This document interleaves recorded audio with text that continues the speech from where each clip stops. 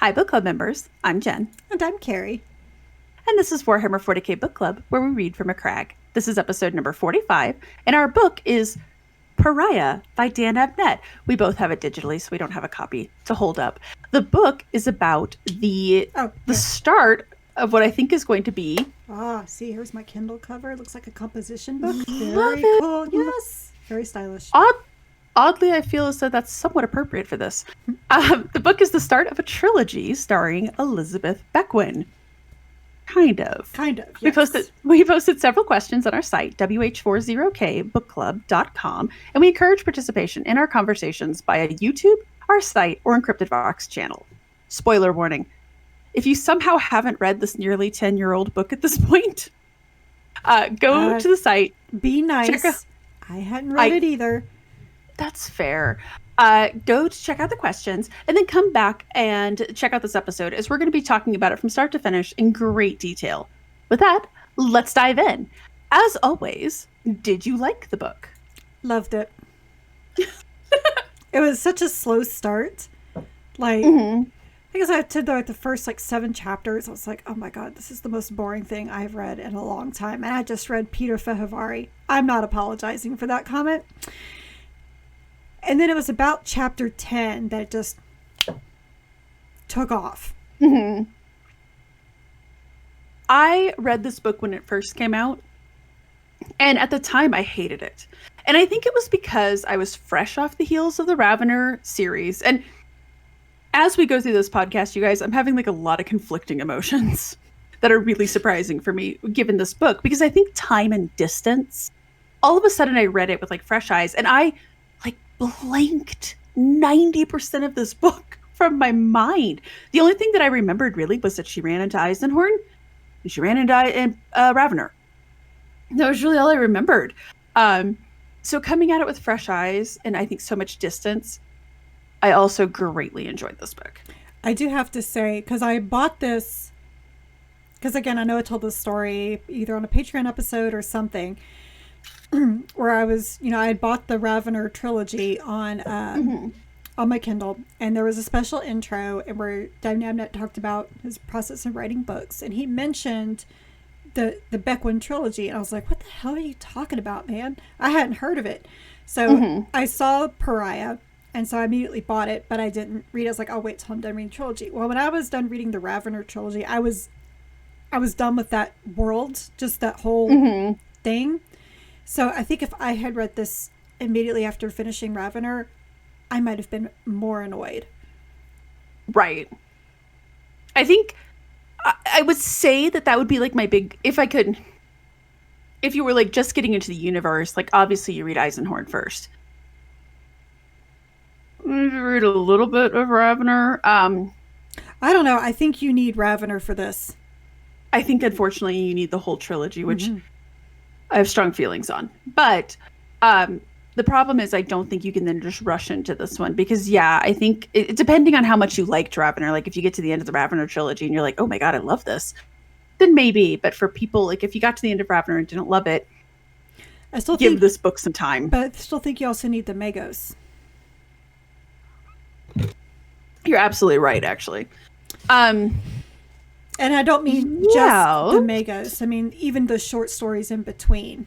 Because, the entirety of the tome. Yes, because a lot of my questions that I have tonight have to do with some of the short stories from the Magos. That's fair. So, before we dive in... I didn't ask if it was fair. That's what my questions are. So, the other night, we were hanging out... I know, right? We were hanging out with my daughter's best friend's family, and her mom had said, she was like, my daughter now says, to be fair, or that's fair. She's picked that up from me. So I'm like, watch myself on that one. Anyways, I'll mansplain you as much as I want. What part stood out to you? Oh, let's see. Where to begin? Maybe the part where you texted me and said you're going to shit yourself, which I did not. For the record. Yeah, for the record, I did not. Let's see. Oh, good. I I got to this part and I just started laughing, and because I had totally blanked this part out of my mind as well, and I just texted Keri and I was like, "You're gonna shit yourself," and she was like, "Over what?" And I was like, "You'll know." Right. There's like a few other moments that happened. I was like, is she really referencing that? I don't think so. But Then you got there, and we're like, "Oh." it basically, it's like, we got this warblind guy, Death Row, and his dog. Like, I kind of loved his dog from the very beginning.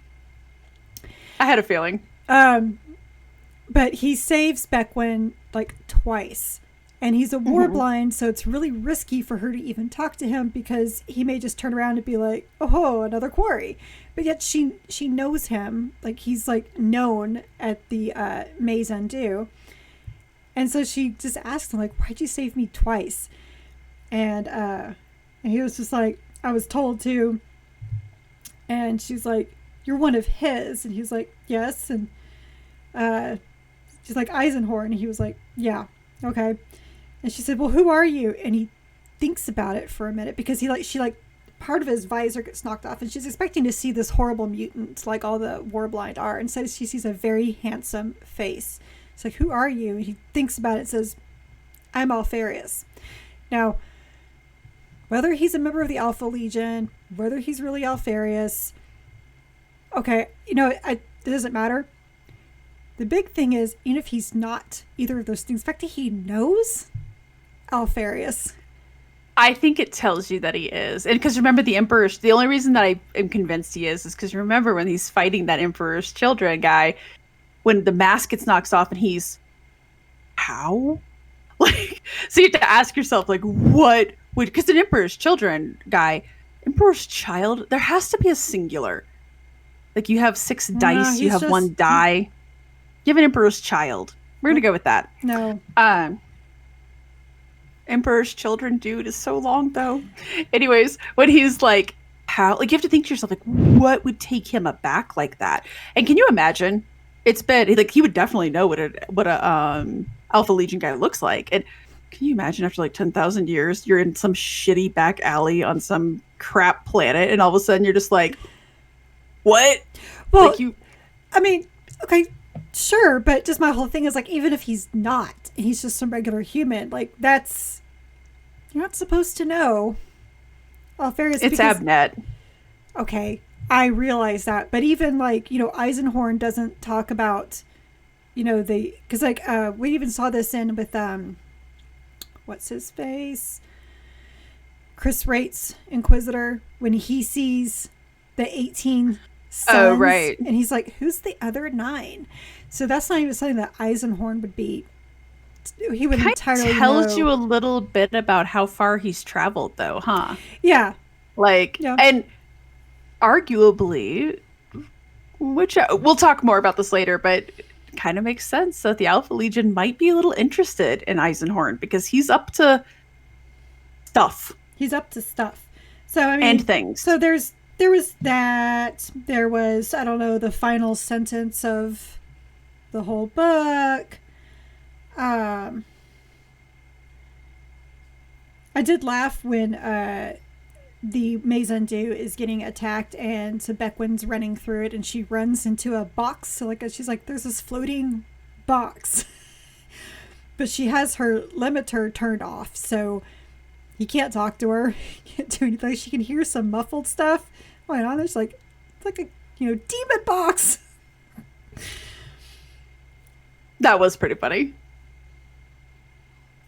Oh yeah, and I also liked when she's talking with Nail, and he's basically giving the history, because I mean now we know, because we wondered why did he go back with Eisenhorn.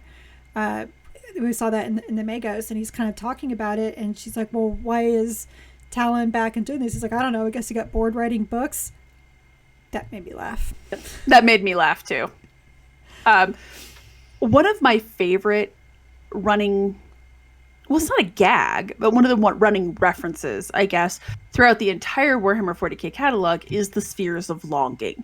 And the fact that, so for a long time there, like that would be Abnett's little, oh, here's how like upper crust or educated this one particular character is. Because like at one point Gaunt references the Spheres of Longing. And yeah, Gaunt would absolutely know that. But then it starts showing up in other books in the same guise. And it's just one of my favorite things that it's like, no, this is just a book that exists and everybody who's anybody knows this book.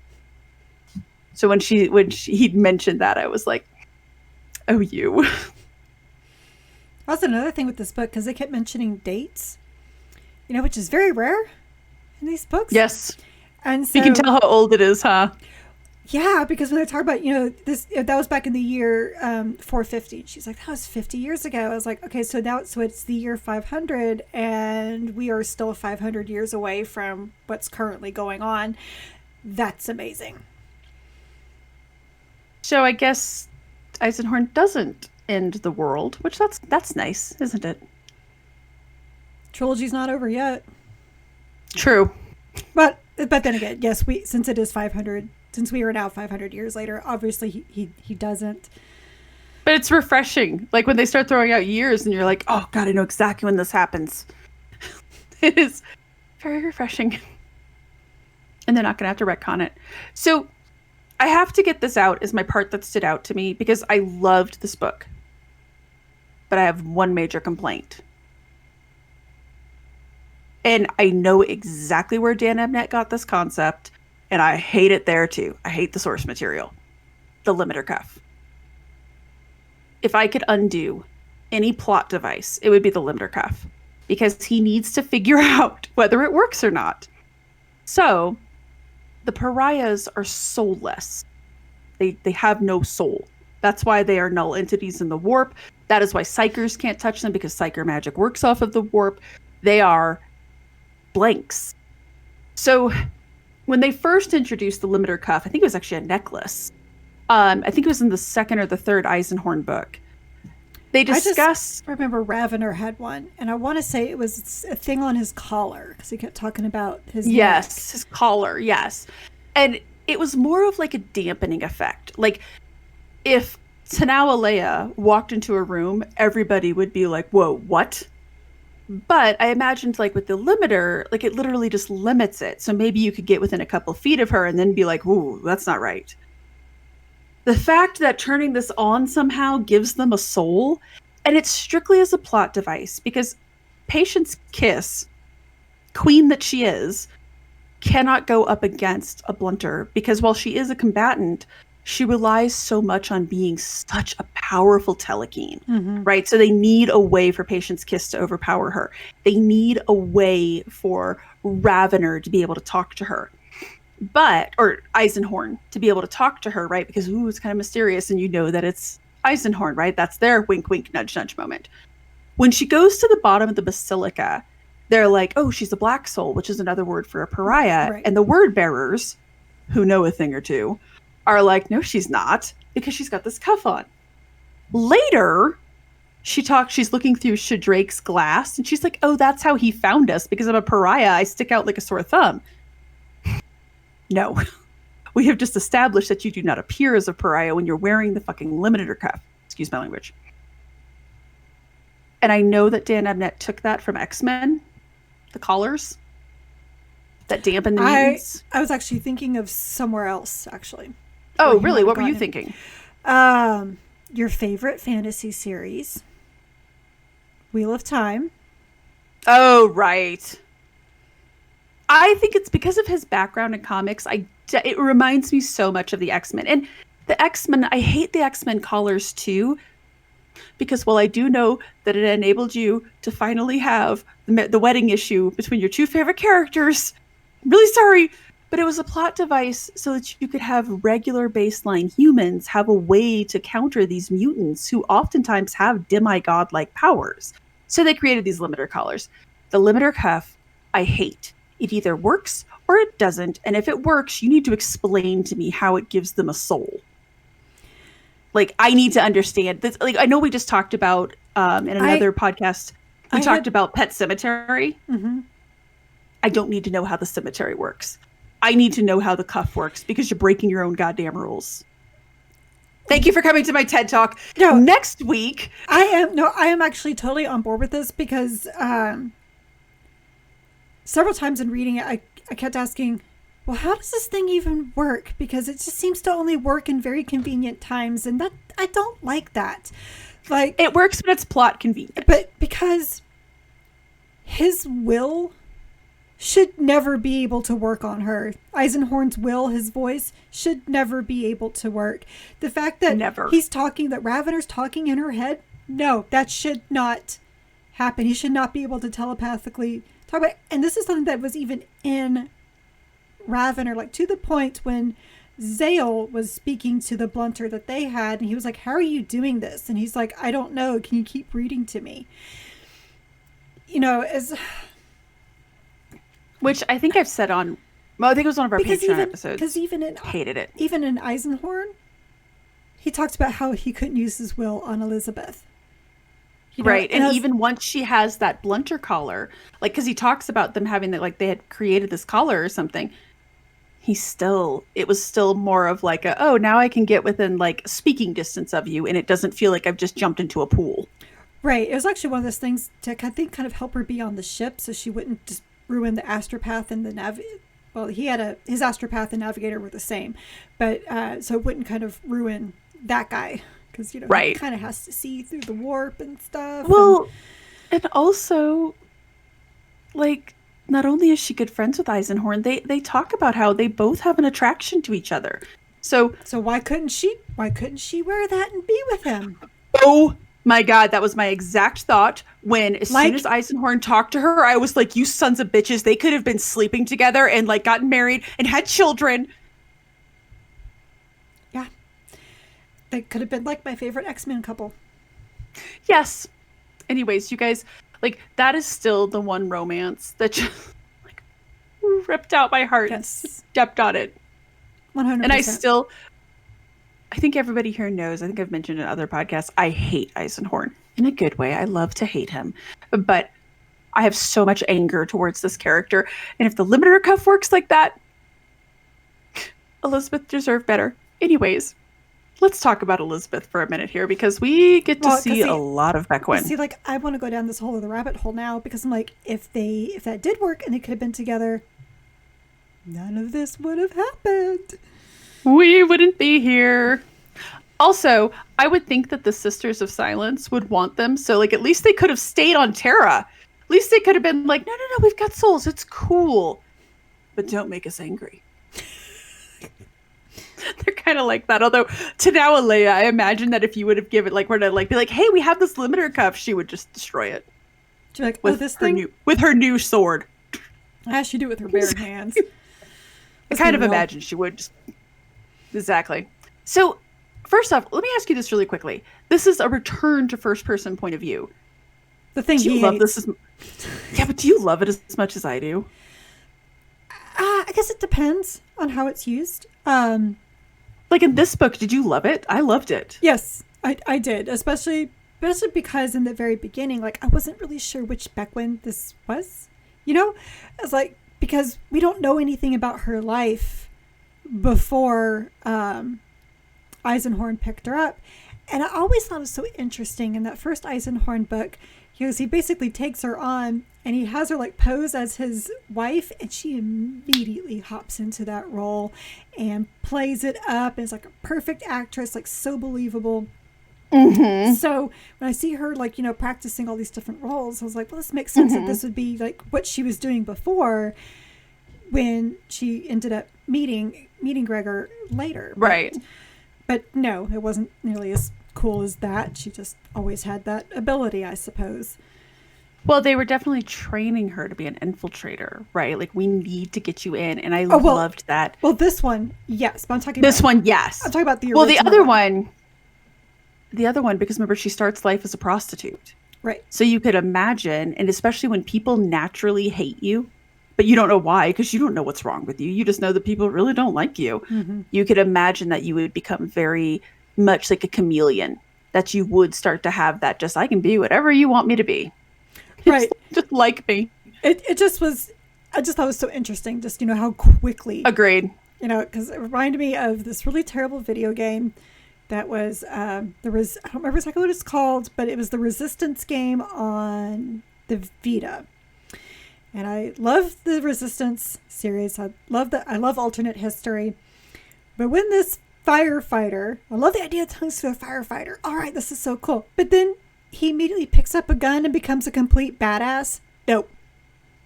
That's not how this works. That's not how any of this works. Well, and I did like that they explain how much training she has and how much she has gone through and that her entire life has been about this. And I enjoy his first person point of view. Look, I totally understand why he doesn't like it because I'm sure it's a bear to do because you can't ever hop away. And he did it with Ravener and I didn't like it. I loved getting to hear Beckwin. And especially, it's kind of fun because we know who Ravener is. We know who Eisenhorn is. But like her whole, what is going on here, was just great. Right, but it's not her. It's her, but it's not her. So it's not the same. So it's not like we really ever got to know the original Beckwin either, what she was thinking. Well, no, but we get to see this one. And you do bring up an interesting point. They call her Beta Beckwin, obviously implying that Elizabeth was Alpha. Once you open the door to cloning, which I have such strong feelings on, but I mean, it's entirely possible that there's a Delta, a Gamma, like there could be others that would not be beyond the cognite for that. Well, especially since they said they were trying to collect them. Like they really wanted these pariahs because they could learn the unwords and wield the unwords without damaging themselves or, anything else. I mean, that's always a possibility, but it also kind of brings up something else, but, because they don't have the source material anymore because Elizabeth is dead. What happens if you keep making a copy of a copy of a copy of a copy? Well, if you remember, the ship got lost. They say the ship was lost, so it's possible that someone somewhere has the body. And they're just milking that for DNA and it would make sense, right? If you find a powerful blunter, why not just keep cloning it? Right? Not like they're going to know. I mean, like obviously it's not like Beckwin knows. If that's actually the case. We don't know. Right. I did like that they softened it and were like, she's your mother. I was like, right, because is she though? Because I mean, they basically said that she was created from her genetic material because they said that she looks like her, but yet she's not her. Like how a daughter would be. Right. Or yeah, I mean, there's always that old thing, like if they were to clone you, but drop you off with a family in France, you get someone that looks exactly like you and is you, but would not be you. Mm-hmm. The whole concept was kind of fun. They kind of made it seem to me that she didn't even really 100% look like her. Because they would say things like, don't make that face because then you look like her. Which is like the same thing I'll say about my sister's daughter. Because she's given me a look that I haven't seen from my sister since I was 12. I was just like, oh my God, this little girl's going to kill me now. Think that's kind of how I interpreted it. So it's like, maybe they took that DNA. You know what? I don't know. I wasn't part of the lab and I guess it doesn't really matter. Probably doesn't really matter, but it is kind of a fascinating concept. So she's a hot commodity. A few people want her. So you have these word bearers. Obviously, let's back up. You have the cognite, who clearly want her for their purposes. You have the word bearers who want her because. And then you have this emperor's child. Come at me. You have this emperor's child who wants her as well. And then the whole Glaw family, which is soon, as that woman said. Glaw is like, of course. Of course the Glaws have got to be involved in this. When she was like, my family name is Glaw, I was like, oh, I see you. We know who you are. The cool thing, though, to me, with that whole thing, is that, we knew that the Glaw family had aligned with Traitor Marines, but we never really knew who, because it kind of didn't matter in the end. Now we do. Mm-hmm. And so reading this book, especially when he introduced the Emperor's Child, I cannot think of his name for the life of me right now. Teak. When he introduced Teak and just the descriptions of him and that smile, which that I have a thing about, he was so creepy. But like my first thought was, this is vintage Abnett. Like this is the Abnett that we fell in love with, and damn it, I love this. And that character was so creepy. Yeah. Well done. Absolutely loved him. I think perhaps he was my favorite of her pursuers, because we're going to talk all about Eisenhorn and Ravner later. Of the bad guys, and I say that because Eisenhorn, but of the bad guys, he was my favorite, I think. I think just because I liked his personality, how off-putting he was and unsettling. No, he's the Emperor's children. It's what they do. I also really enjoyed the whole idea that Beckwin was like, no, I investigated this artist. He's just lame. And then she gets to the house, Claw's house, with all of his art, and she's like, yeah, I really missed the boat on this one. Or did the Cognate just be like, oh yeah, you're totally right. Nothing going on there. Could have been. Right, that could have been too. Because we definitely know that Glaw, historically, yeah, right? But the word bearers and the Ecclesiarchy, that was an interesting one. What was your take on that? You know, it's so fitting to me. Just because I know the irony was thick. I know where Games Workshop got the idea for word bearers. I'm not stupid. You know, anybody, all you have to do, you got to read the Book of John. Just read the first few verses. You're not going to catch on fire if you don't like Christianity or whatever. Just read the first few verses. That is where they get the word bearers. And if you go to and since this was made in England, therefore they're Anglican, mostly Episcopalian. So therefore, and actually in the Episcopalian and the Anglican services, they do talk about the word of the Lord. Thanks be to God. It's very obvious where this is from.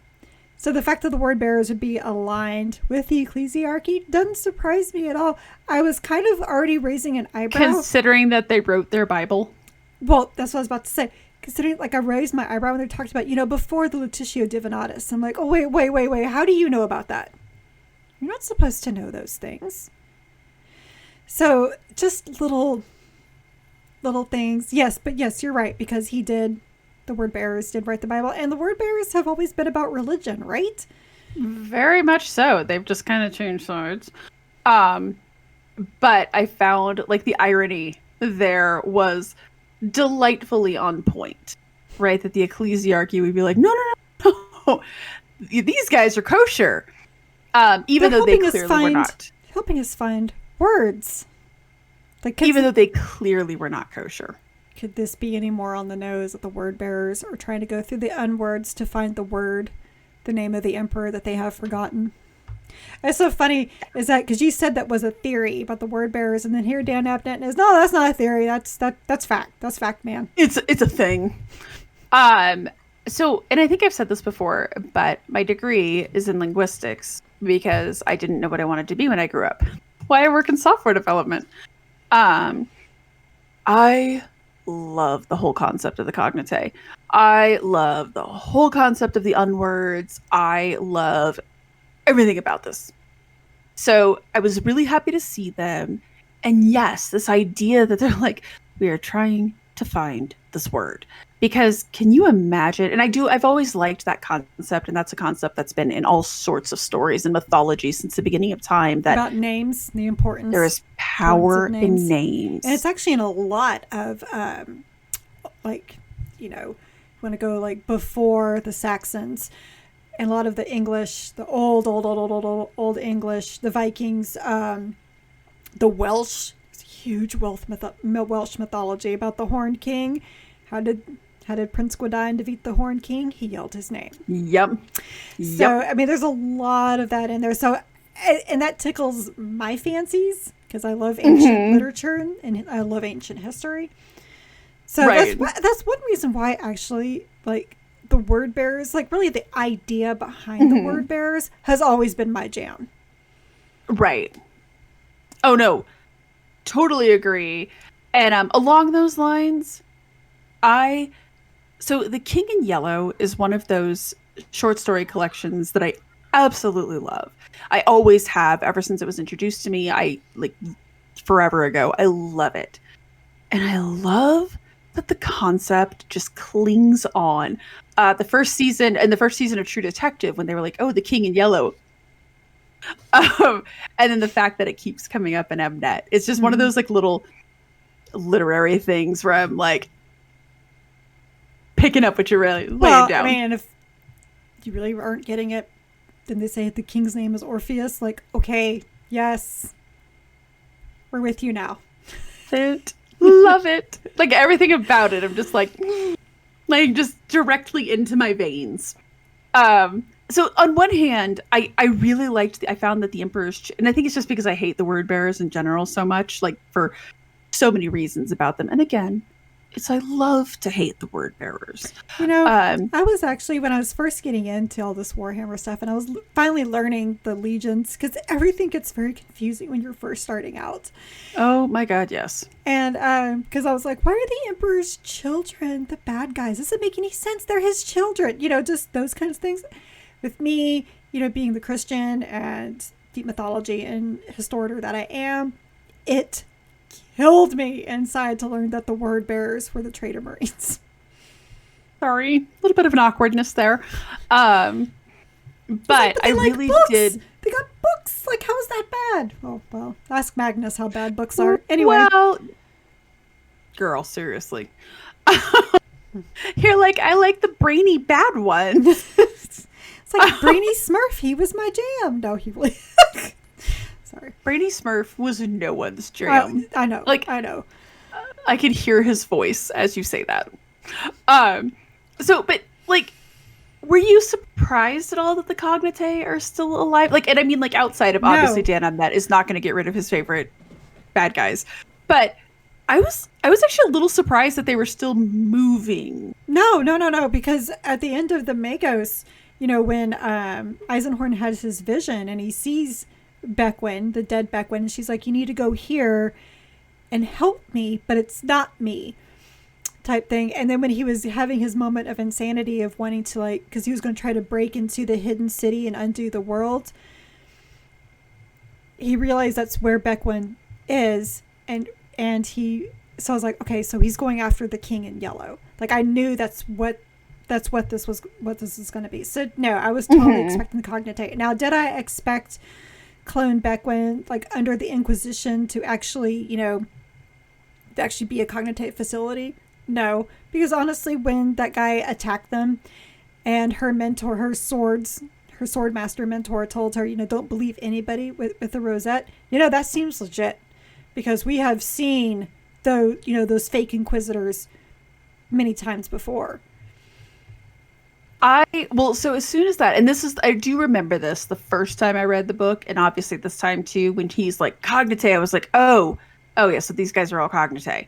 And then sure enough, reading it a second time, I was like, oh yeah, you guys are all Cognitae. The thing that surprised me about it was that they had such good organization. This isn't a group of like 10, this is not the Westboro Baptist Church where it's just like 10 assholes, right, with like good publicity skills. If it was, Eisenhorn would have gotten them by now. Exactly. Like, this is, not only are they well funded, they're well organized. And when he explained where he's like, they're basically like a counter Inquisition, the idea that they have bred into their recruits too, like Beckwin honestly believed that she was training to become an Inquisitor or an interrogator. Like, she honestly believed that, no, we're on the up and up. The fact that, like, they're going to that level of deception, that was impressive. I did not expect, I guess I never expected the Cognitae to be that well organized and that big. But when you put it into the context of, hey, they're looking for basically the single most powerful word in the universe. Yeah, okay, totally. No, I just didn't expect the Cognitae. I mean, obviously we know that they're heretics, and so they're got to be aligning with some force.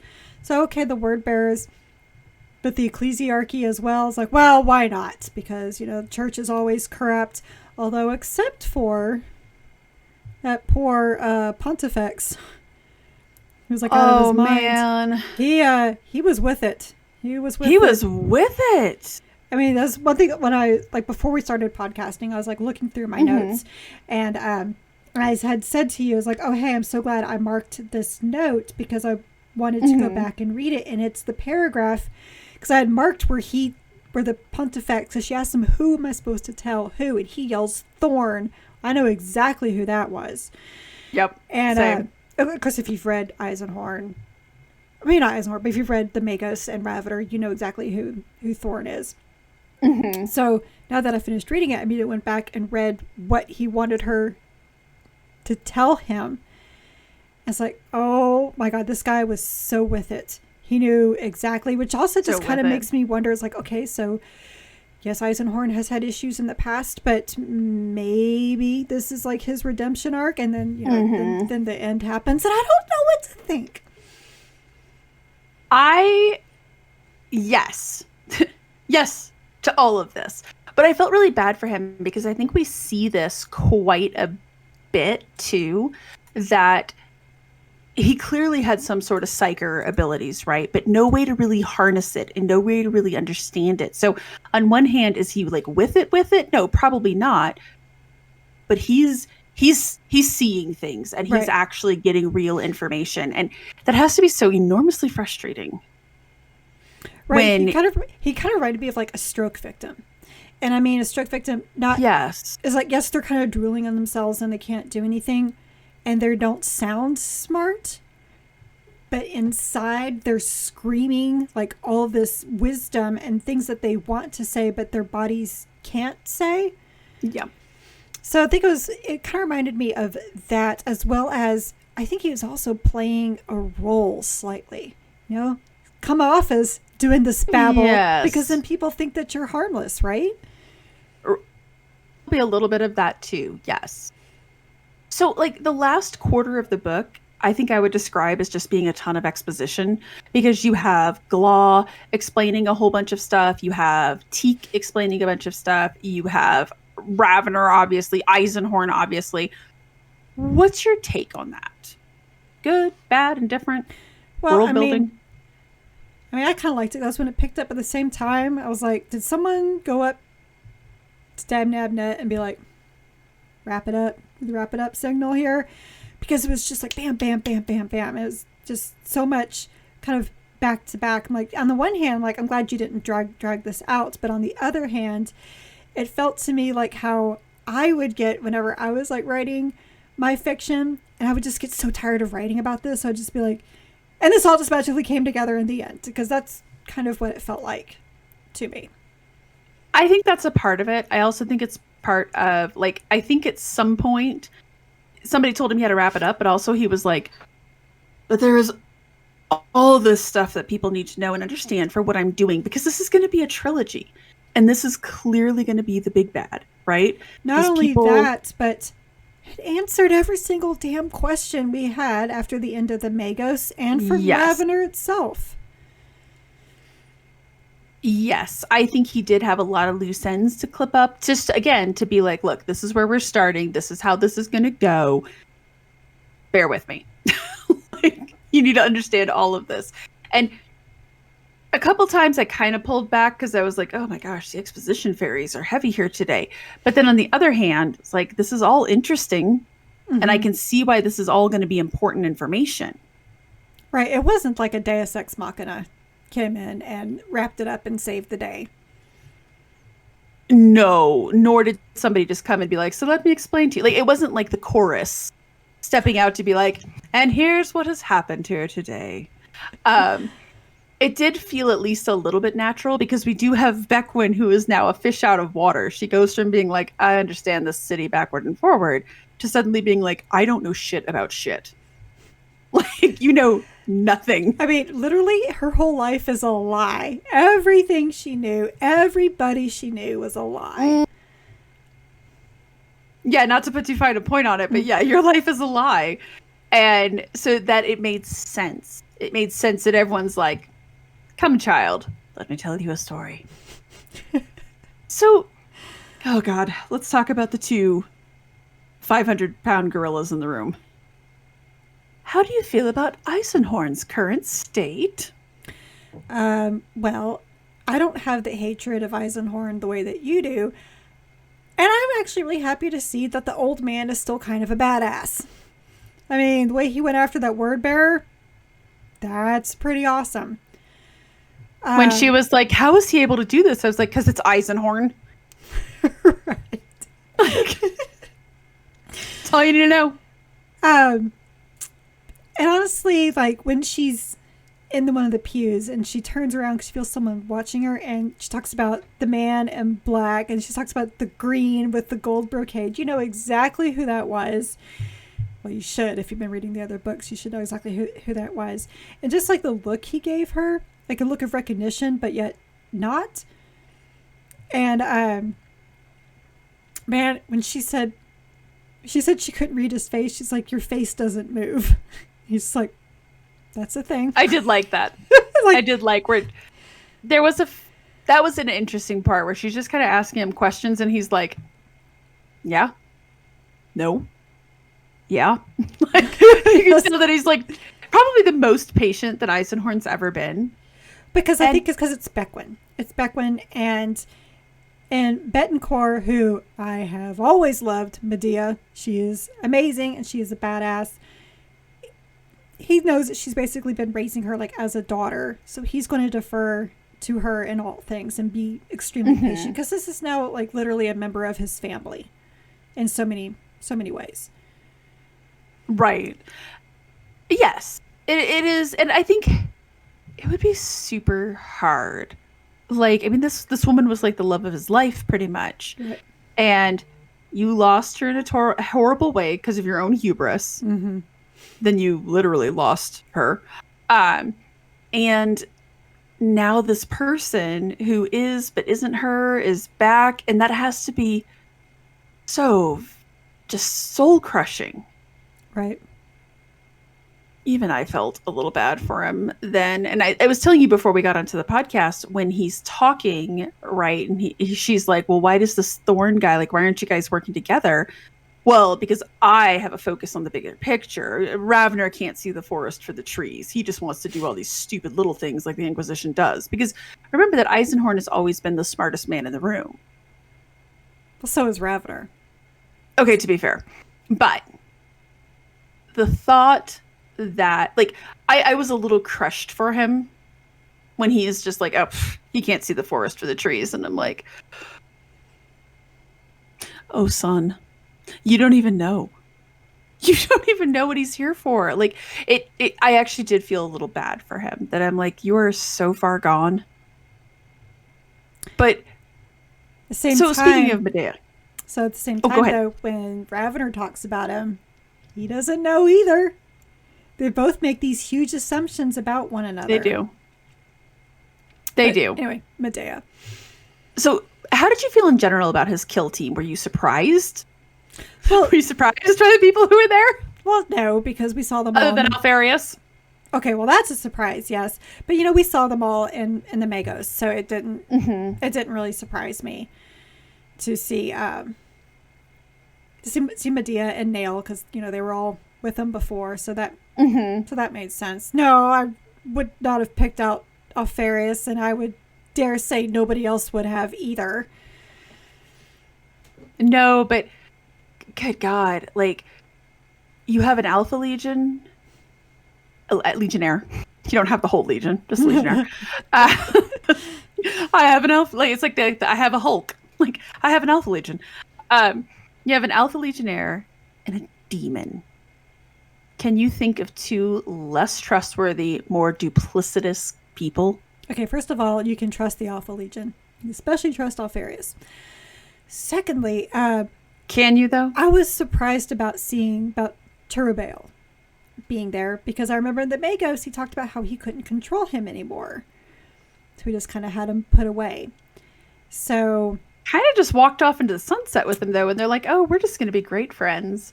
The idea that he can't control him, but he still has him. Right. And look, you can't trust a demon. Well, like, I understand. I think he still has him because he can't just let him go either, to let somebody else. And I think Cherubale can't let him go. Right. Well, because Cherubale even said, like in the first Eisenhorn book, he's like, I have wanted you when I first saw you. So there's just this, this thing that they can't, even though Eisenhorn doesn't want him, he just can't let him go either. And Cherubel, Right. he doesn't want to be how he is with Eisenhorn, but he doesn't want to go either. Right. So it's kind of that interesting little dichotomy between them. So not only was I surprised to see Cherubel be there, but also out and about. Off the leash? Yeah. Yeah. And this all goes back to, and it's not just because justice for Godwin. Nobody cares about fishing but you. It's true.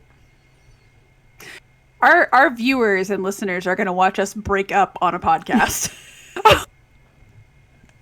Sorry, you can't handle the truth. So pissed off. But like, this demon, I think, is interested in Eisenhorn. He finds him amusing. He finds all of this very amusing. He is a plaything. So the fact that he's allowed to just kind of do these things, and I wonder how much, and I think we'll see this probably in the new book coming up. Does Eisenhorn really think this guy's his friend? Does Eisenhorn really think he has any type of control over him? Because it's a demon. Okay, like, it's going to help you as long as it's funny, and then when it stops being funny, right, you're going to be gone.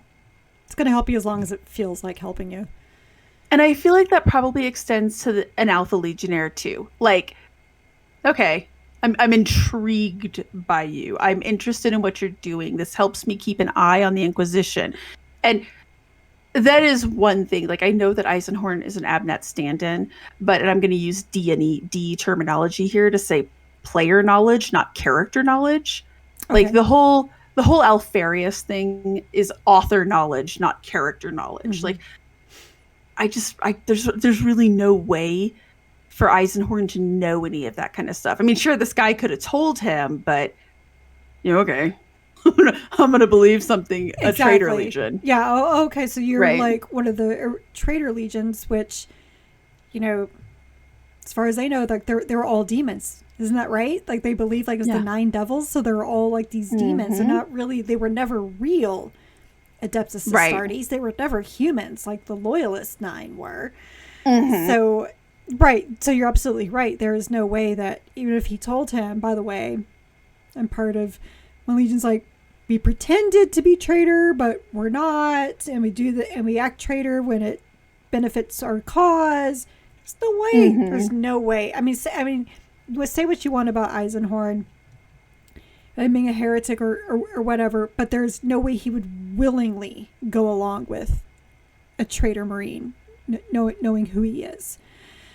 Because even though I just don't know, because the Alpha Legion are branded one of the 9 devils. Well, yes, but know that demons are bad. He wouldn't, if he wouldn't believe the guy in the first place, and if he did, he would never willingly align with it. I mean, he'll only go so far. There's the whole thing, like, that even Beckwin even talked about. Oh man, I made a note of this, where she talked about how that everything she learned was so different. Come on, Kindle, wake up. Let's see. As it is the purpose of the Holy Inquisition to protect mankind from the influence of the warp, but I see now that sometimes it takes great risks to do so, and sometimes we must know the arch enemy. So that's where I kind of see Eisenhorn, what he's done with Cherubel. I think, again, it's like the whole idea of, like, the road to hell is paved with good intentions. I think Eisenhorn had very good intentions with Cherubel, and they just kind of went out of hand. But at the same time, Cherubel was kind of thrust upon him. I really believe, especially after reading the Keeler image, that Eisenhorn is not doing things to purposefully be a heretic. He is doing things because he believes what he's doing is loyal. Right. Which is why I say he wouldn't purposefully align himself with a known traitor legion. Yeah, maybe. But do you remember that story in the Magos about the guard unit that was still killing people around the city because they didn't realize that that's what they were doing, and that they were still fighting the good fight, even though what they were doing was horrible and awful, but in their minds, I think which was all a parallel for Eisenhorn, right? Oh yeah, 100%. He's wreaking havoc and doing all of these dangerous, awful things. And I think maybe with the Inquisition, more than anybody else, it's the Harvey Dent thing, right? You either die the hero or live long enough to see yourself become this corrupted villain, because that's just kind of the nature of the Inquisition. Right. Or, if you're on the internet, that's just kind of how your life's going to go. Pretty much. That's what happened to him. He got access to the internet. Seems legit. Seems legit. Next up, one of his kill team members will be Twitter. Just like the entity of it. Well, to be fair, that could be Cherubale. I was glad to see Nail is still with him. Really funny story. So when we first started reading this, so in my mind, because I know that Nail is based off of Stone Cold Steve Austin, I always pictured like 90s, like John 316 or whatever. Or is that just what you assume? No, that's a fact. Oh, okay, that's interesting. There was an interview somewhere, and I can't remember where, but he said that he based Nail off of Stone Cold Steve Austin. And Stone Cold Steve Austin is actually aging surprisingly well for a wrestler. Yeah, he's still fine as hell. He was in the 90s too. And I just saw something with him recently because I watched an interview with The Undertaker, and I was super into wrestling in the late 90s, early aughts. Anyways, so it's kind of fun to me because like I could pick now that Stone Cold Steve Austin's getting older, you can kind of picture what Nail looks like, because even though he's rejuvenating, he is getting a little old. Like, he's still kind of aged slowly, right? So I don't know why that just made me smile, and I always have liked Nail. He's just a neat he's just character. A good person. He kind of, I mean, yeah, I struggle with that one because he's definitely working. He knows that there's a demon on their ship, right? But he's so devoted to Eisenhorn that I loved that concept. I loved seeing him, and yes, Medea. Who doesn't love Medea? Like, she shows up, and you're like. I also just love the fact that that Lightburn shot him, and just made Nail mad. It's like Mongo. Oh, don't do that. Right? I'll just make him angry. Yeah. Well, and Nail. Yeah, when he kind of sees him, and he's just like, you. And when he does throw her under the bus, and he's like, yeah, they left me to die. My first thought was, but did you die? No, because you're Harlan Nail. Right. Okay. So how did you feel about Ravner's current status? What the hell? I don't understand how he's there after the sentence the Inquisition put on him. Not only him. Okay, if you want to say that, all right, they let him out because he's going to go after Eisenhorn. Okay. I was going to say, they explained it. Okay, fine. I don't believe that for a minute, for starters. Secondly, the fuck is Kara Swole doing? Okay, I had the same thought.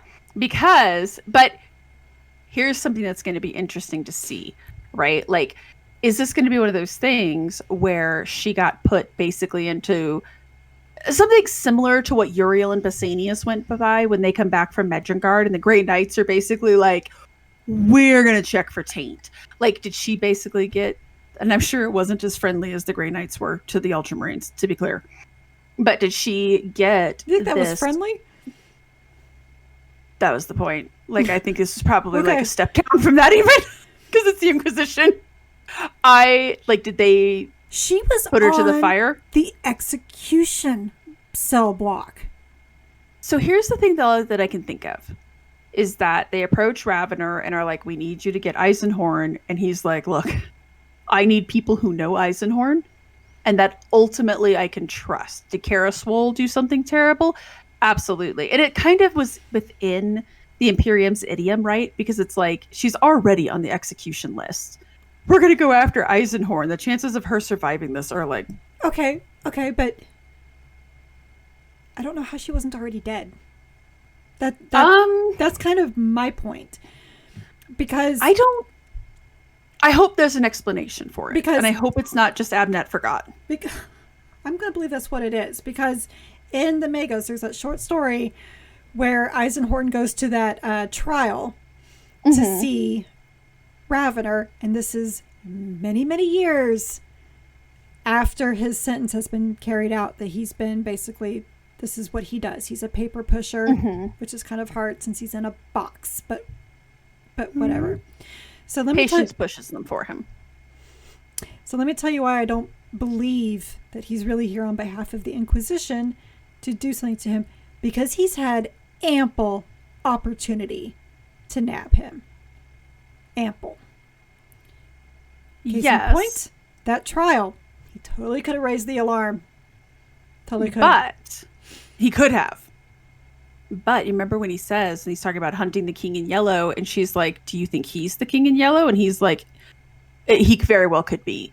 Like, it could be one of those things that, like, over years, they presented evidence to him, and he's like, this goes beyond even what I thought Eisenhorn capable of. Okay, Eisenhorn is not the king in yellow. That's totally agree.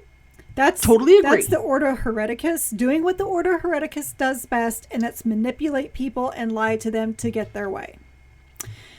Yes. So it's entirely possible that Ravner's been sent here on false pretenses, right? Like, hey, we think he's the king in yellow. He would have to be. He would have to be to be here doing this, because I think that Beckwin puts it very well. She's like, why don't you guys just talk? He's like, oh no, we're beyond talking. You're not even trying to talk. Like, you guys were so close. And then when even Kara was just like, she's like, oh no, he's gone so far. I was like, okay, bitch, you are not one to talk right now. You also got... Well, though, I mean, come on. You also got swayed by a demon, if I remember correctly. But did she turn one of her best friends into a demon host and then continue to work with the demon? She did continue to work with the demon. A little bit, and then She at the kept his end, she secret. even says, right, she did keep his secret, and I can't deny that. And I actually am taking a slightly softer approach to Kara in this, because I did like the idea when she's basically like, when she's talking to Beta, and she's like, this is a thing. Like, he is just so far gone. And if you believe that maybe he's roundabout working with the Cognite, like, he's into some super heretical stuff now at this point. And you also don't know what she knows. Ravner, she could be going off of just assumptions. Ravner could have fed her the same stuff that he knows.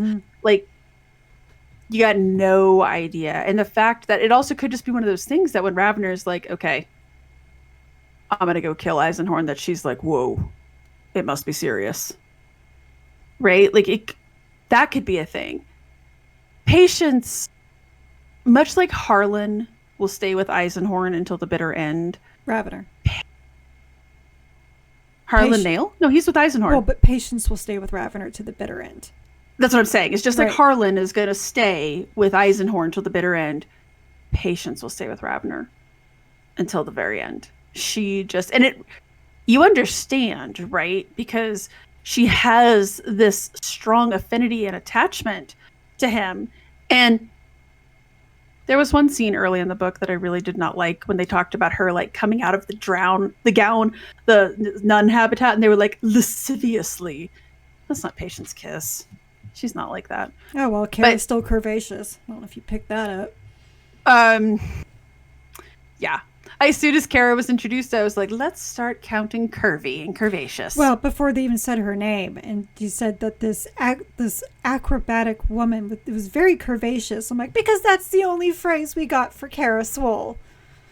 Well, it's arguably, I hate to say this because it does kind of kill me to say it, but arguably, it's the only character development she has. Like, tell me anything else about her character other than she's an acrobat.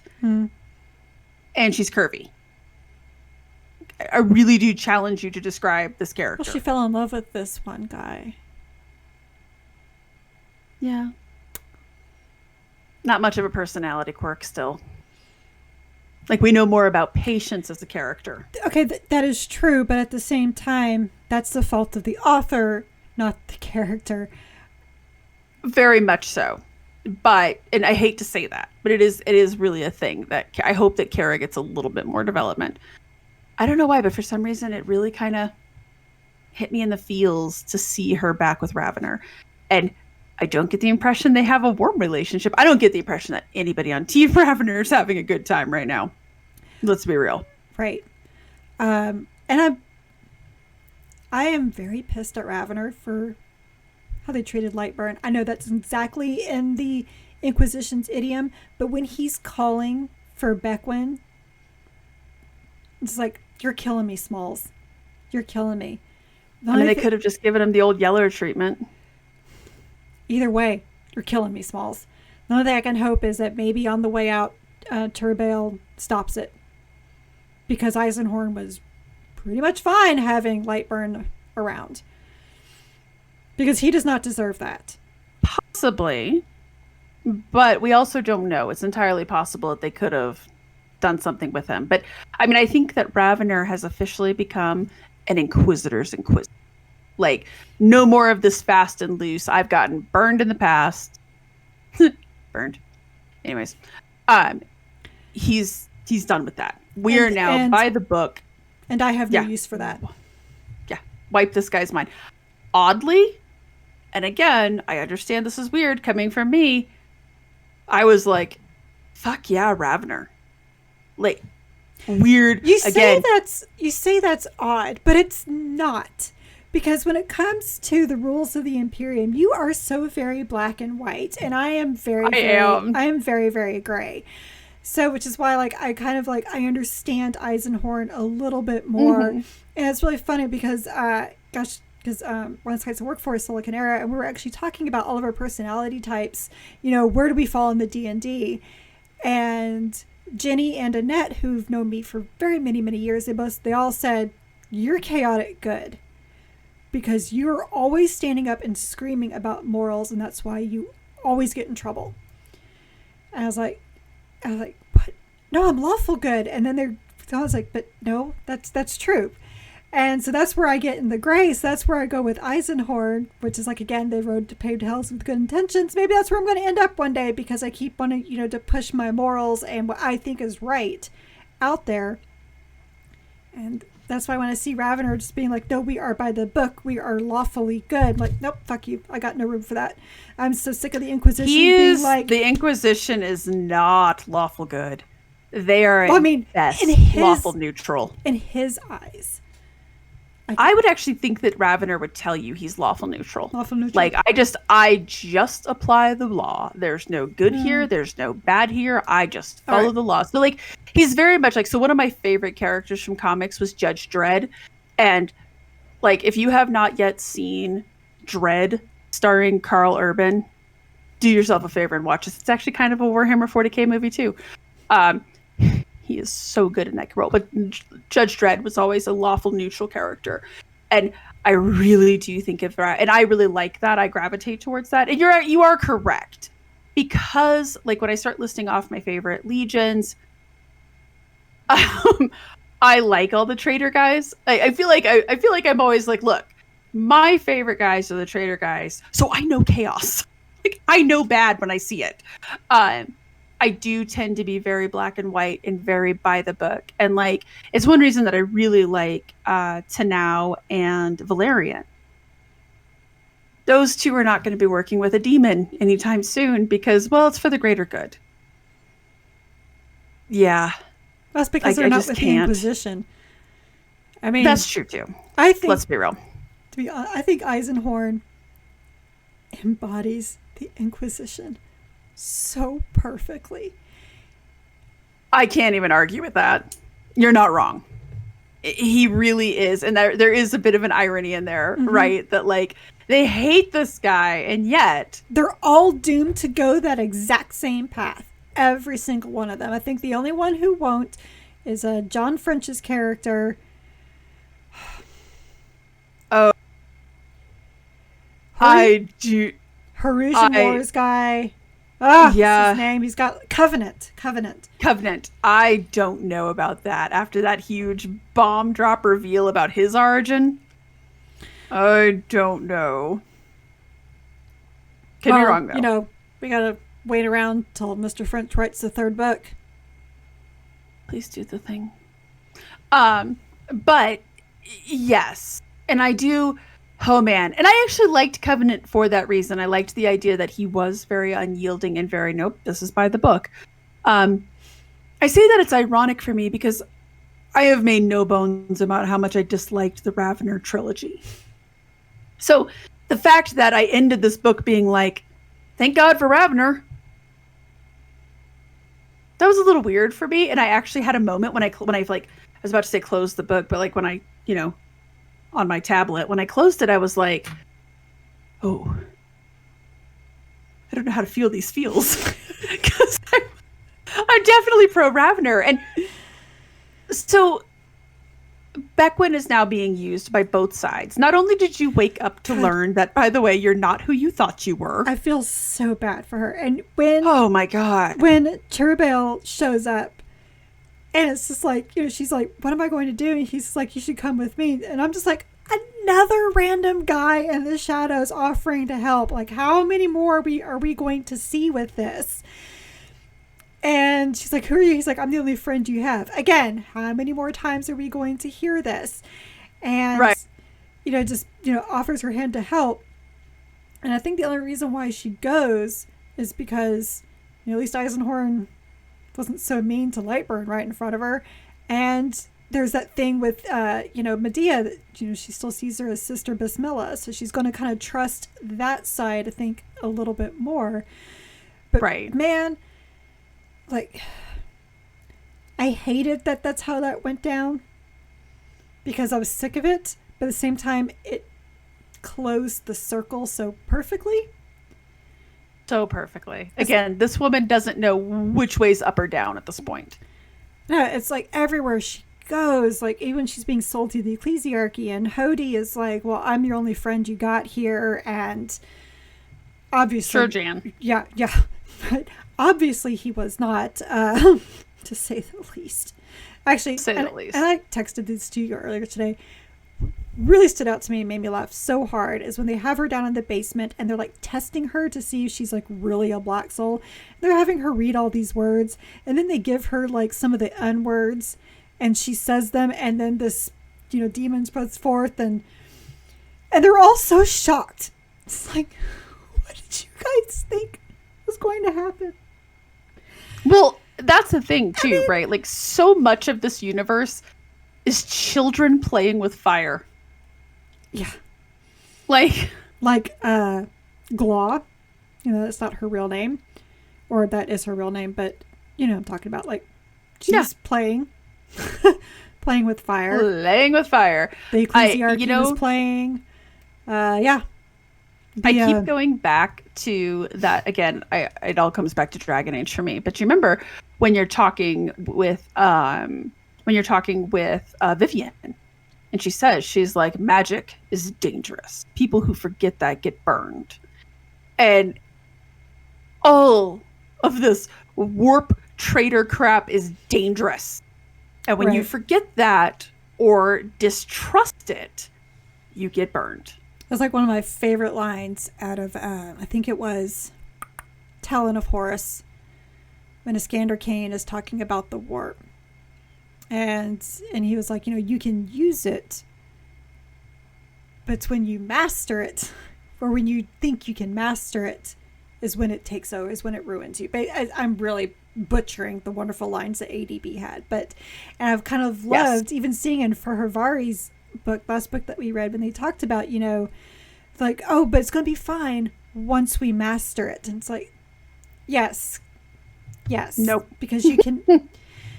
Yeah, because it goes all the way back to that hubris that, Magnus had. Magnus and his sons had. They're like, well, we can master this. We can control this. Like, they're familiars. They thought they totally had that under control. That was under their control. Right. No, not so much. And then they got the, look at me, I am the captain now speech. Yes. I mean, it is. It's just this continued. Yeah, I mean, that's so true. Yeah. You were never we just minimized Graham McNeil's great book there was saying, look at me, I'm the captain now. Pretty much what Zinch and all of his little boys said, right? Like, you had no idea. Again, you were children playing with fire. You have no idea. And there is a big part of that. And I feel so bad. I felt bad for some of the characters. Some of the other characters, I was like, oh, you dumbasses. But especially poor Beckwin. I mean, again, like she's been through all of this stuff. You summoned a demon by saying words. You met word bearers. You've met an Alpha Legion guy who you thought was a warblind, but it really wasn't. Oh, by the way, that's after you got chased by Teak, who don't know what that was, but that wasn't good. All of this, like, well, at that point, and can I just talk about, like, one of the things that I hated because it triggered, like, one of my things that I just hate in horror movies and stuff, is the marionettes. Like, you've had murderettes after you. You know what? So... And she talked about, I think I highlighted this passage too about Lucrea, how she's like going insane over these puppets and like kicking them and throwing them into the fire. She's like, she can't believe after everything she's seen today that it's the puppets, the dolls that make her go insane. And I was like, no, I am with this bitch. Like, I get it. No, I totally. I was like, but have you seen them? I was creeped out when they were brought in. Oh, for sure. And this is killing me. I can't think of what the name of this movie is. There is a movie from the 80s. It's a horror movie. It might even be the late 70s. Anyways, it was a horror movie, and it had oh my god, I totally blanked everything. You're not talking about Chucky, are you? No. Okay. It had a marionette. Okay. And it was the Murder Marionette, and of course it was the one where it starts to come to life. And I almost want to say it was Sam Neill who was in it. He was literally just talking about this with a coworker the other day. But like that movie I saw when I was way too young, and it scared the hell out of me. Okay, well, marionettes are creepy to begin with. Okay, they're creepy to begin with. Yes, I'm actually pulling up my chat so I can see if it's like in our recent, and I can say, because oh my god, this movie, it's not a good movie. Like, to be clear. Oh god, it's actually Anthony Hopkins. It's called Magic. And Anthony Hopkins, he's like somewhat young. He has this marionette who starts to. It's really a creepy movie. I don't like marionettes. Well, there was that one episode also of the '90s Teen Titans, where the toy maker turns them all into puppets. Yes, that was not cool. No, that was not cool either. Oh my god, no, not good. I think that I want to say the movie's from like the late '70s. Doesn't matter. It's so creepy, and so that's what I was picturing with this. And he doesn't really explain how or what they are, because like she turns her cuff to dead at one point, soul on or soul off, and they still are coming. Right. So like, it's not Psycher? Yeah. I decided that I didn't want to know. It doesn't. Again, it's one of those things that to me just doesn't make any sense, because even if you're going to say, oh, it's like demon controlled, well, she still affects demons. That's why the Sisters of Silence would, work so well, and yet not so well with the Grey Knights with what they do. Well, because remember they talk about the bloodletters, right? When when Alea sees them, she's like, it's just a big red monster. Like, she doesn't get the terror effects and stuff. She's just like, whatever. Right. Like, so yeah, exactly. Because I was like, ooh, that doesn't work. Again, figure out how the cuff works. But I still just feel so like, she's been through all of that, all of this. And then these two powerful men who knew you, or rather knew the other version of you. The original. Clearly have some affinity for you, because that's the only time when Kara softens, right?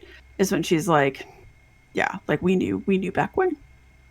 It so sad. Now you got to help us take the other one down. Good luck. Who also knew you, and by the way, his rogue trader raised you for the last 20 years, so it makes sense that she's ultimately going to side with Eisenhorn. I think, at least temporarily. But my prediction is she turns against them both.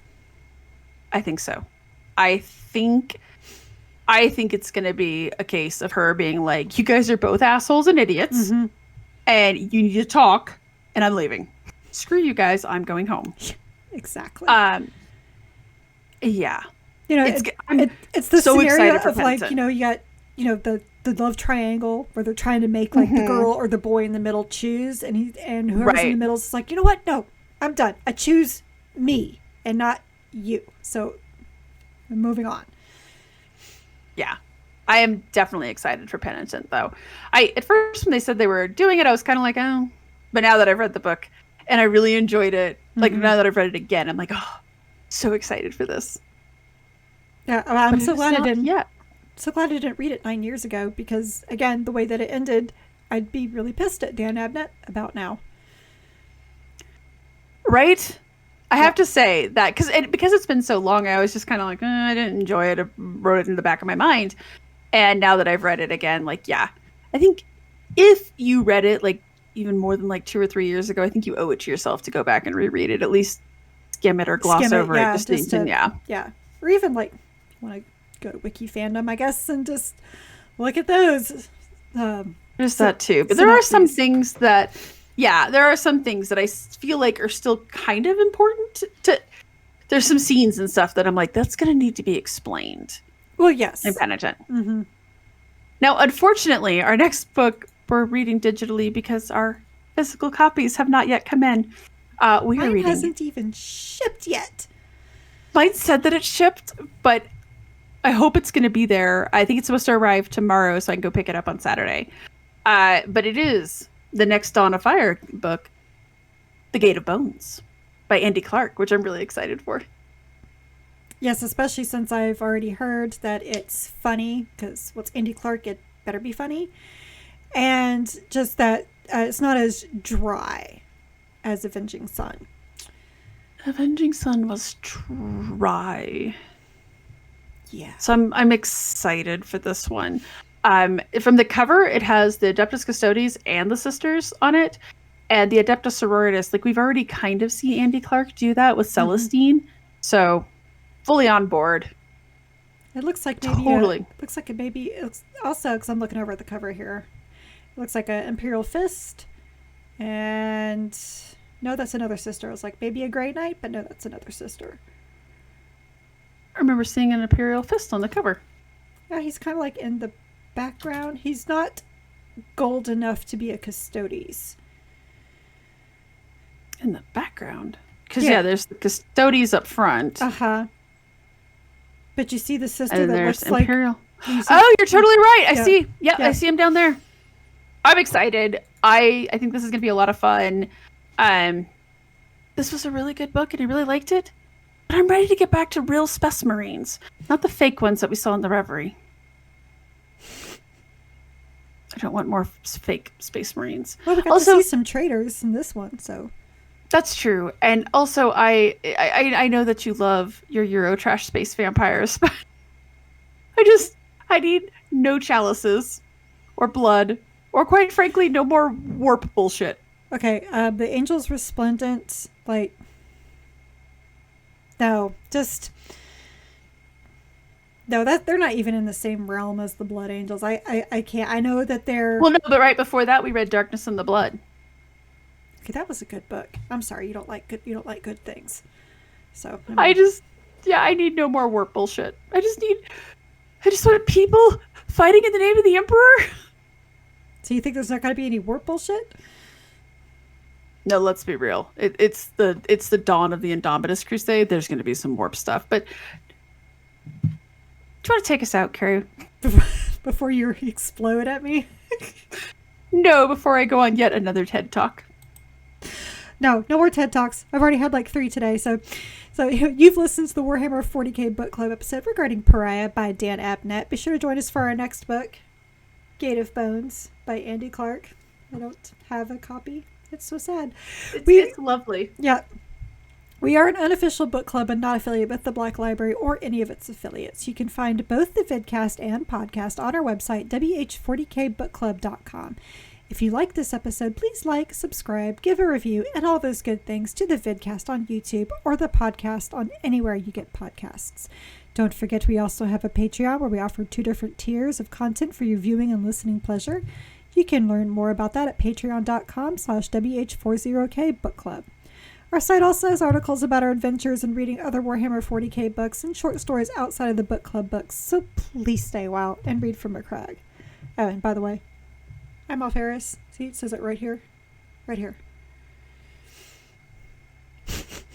Actually, with this sweater tonight, all I can say is blood for the blood god! It's so warm. Custodes. Eagles. That's all I got. Good night, everybody.